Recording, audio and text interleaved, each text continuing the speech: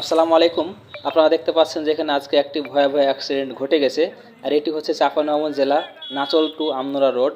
দেখতে পাচ্ছেন যে নাচলের দিক থেকে একটি মালবাহী ট্রাক আসতেছিল চাঁপাইনবাবগঞ্জের উদ্দেশ্যে যাওয়ার জন্য।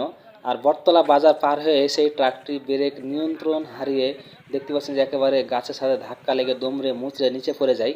গাড়িতে ড্রাইভার সহ মোট 4 জন যাত্রী ছিল, একজন মহিলা এবং দুটি বাচ্চা সহ তারা সামনের দিকে বসেছিল এবং মহিলার হাজব্যান্ড তিনি গাড়ির ওপরে ছিল।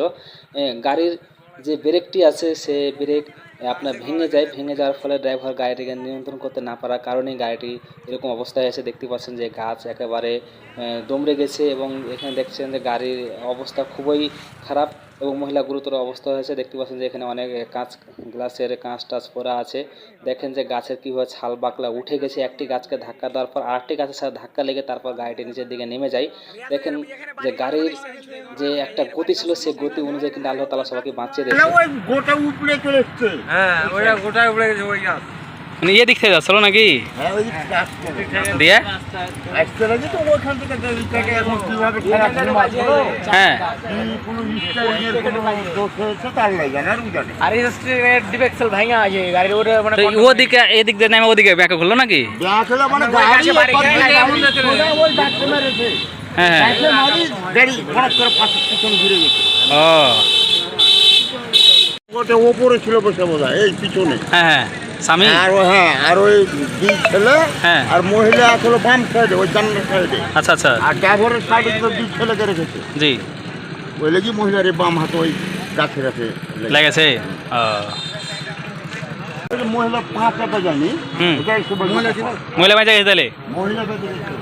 মহিলার লাগাবো তো এইটা কি লেগেছে আরে হাত পা ভাঙেনি তাহলে? তো মহিলা এবং ছোট বাচ্চা দুটি গুরুতর আহত হয়ে গেছেন। তারা দেখতে পাচ্ছেন যে এখান থেকে তারা নোয়াগাঁ থেকে নাটোরের উদ্দেশ্যে যাচ্ছিল। দেখেন যে গাড়ির যে নিচে একটা স্যাপ, সে স্যাপটিও ভেঙে গেছে এবং যে ব্রেক যে কন্ট্রোল করে দেখতে পাচ্ছেন যে ব্রেকের যে একটা ধুরি থাকে সে ব্রেকের ধুরিটা ভেঙে গেছে। দেখেন যে এখানে ব্রেকটি দেখেন একেবারে কি ফ্রিভাবে ঘুরছে, দেখছেন যে একেবারে ভেঙে গেছে। ভেঙে যাওয়ার ফলেই যেটি আসলে মেন কবজা সেটি আগে যদি ভেঙে যায় তাহলে আসলে আর ড্রাইভারের করার কিছু থাকে না। আর এর নিচে দেখতে পাচ্ছেন স্যাপটাও খুলে গেছে, হ্যাঁ, যার কারণে গাড়িটি এই অবস্থা।